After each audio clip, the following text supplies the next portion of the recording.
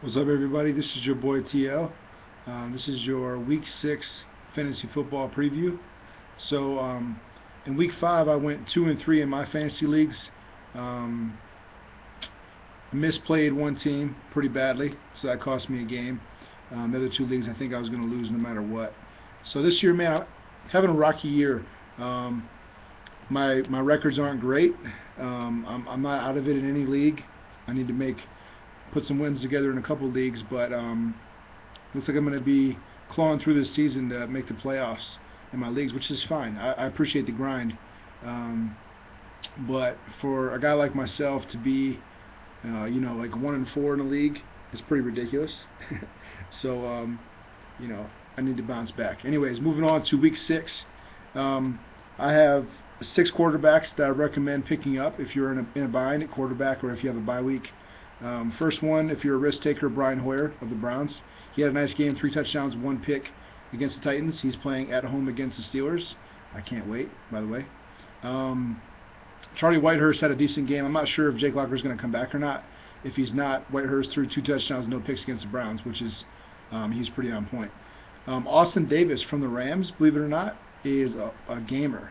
He threw, I believe, 3 touchdowns, no picks. It looks like he is able to put up stats by himself, which is impressive. Eli Manning is a repeat customer on this list. I'm actually playing him in one league this week because Drew Brees is on a bye, and he's playing, I believe, Philadelphia. And, their offense is playing a lot better now. They put some wins together, and so I look for him to have a decent game, fantasy-wise. Glennon also is a repeat customer. He had another solid game for the Bucks, and last but not least, Kirk Cousins. Kirk Cousins had to play in Seattle. Poor guy. Actually, no, he played against Seattle. He was at home. Obviously, a tough defense. He threw 2 touchdowns, no picks, which is impressive against that secondary. Moving on to running backs.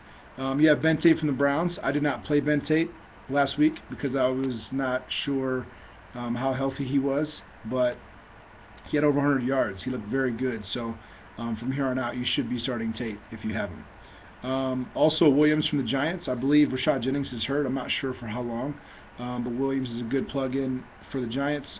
Pierre Thomas had a monster PPR game for the Saints. I'm not sure if that's going to continue, but it was very promising last week. Kyrie Robinson from the Saints had a nice game. He had about 80-some yards and a touchdown.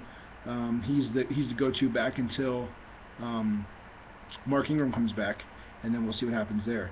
Justin Forsett had a nice PPR game for the Ravens. Oliver had a monster game for the Chargers. He is pretty much the primary pickup for fantasy this week. I picked him up in 2 leagues, and I probably should have used my waiver in the other leagues to get him, but I'm really stingy with my waiver. And in past years, that's been to my detriment. I've been too stingy with using my waiver, and that has cost me. And so, some of us need to learn lessons the hard way. I'm one of those guys, so that's whatever. Anyways, Ridley from the Patriots had a nice game. Patriots are kind of hard to predict as far as running backs, but he had a nice game, over 100 yards rushing. And last but not least, Roy Halou. Roy Halou had a nice game PPR-wise. He had enough targets for him to be relevant in PPR leagues. And so look for him if you are weak like myself in many leagues at running back. Moving on to receivers, you have Jarius Wright. This is 2 weeks in a row now. He's had a decent amount of targets for Minnesota, so he's a decent pickup. Kendall Wright had 2 touchdowns against Browns. Ironically, I had a feeling he's going to have a good game against the Browns because, our cornerbacks, depending on who's guarding them, aren't that great. And I was going to play him in FanDuel, but I didn't. But he had 2 touchdowns, and so they trust him a lot in Tennessee, and he gets enough looks for him to be a nice pickup for your team. Quick for the Rams has another good game. He's worth looking at. He's actually owned in most of my leagues now because I think people are getting the hint. Randall had the best game for the Giants as far as looks, but the Giants are hard to predict for targets. So kind of, pick up Giant receivers at your own risk. Terrence Williams had another nice game for the Cowboys, even though he doesn't get many looks. He still produces, so he's a nice pickup opposite of Dez. And last but not least, Mohamed Sanu. The reason that he's a good pickup is because not only does he get a lot of looks, A.J. Green went down in practice today and was carted off the field, which sucks for my one team. But Sanu's, obviously the next guy in line. Moving on to tight ends. I only have 2 tight ends this week. Jared Cook had a decent amount of looks for the Rams, and also Owen Daniels had enough looks for the Ravens that it's relevant in fantasy. On defense, if you're a risk taker, you can take Cleveland at home. Tennessee, Detroit, New England, and San Diego are good options on defense. And IDPs, you have Burnett, Griffin, McDonald, and Riley. So I wish you guys the best. Let me know if you need any advice.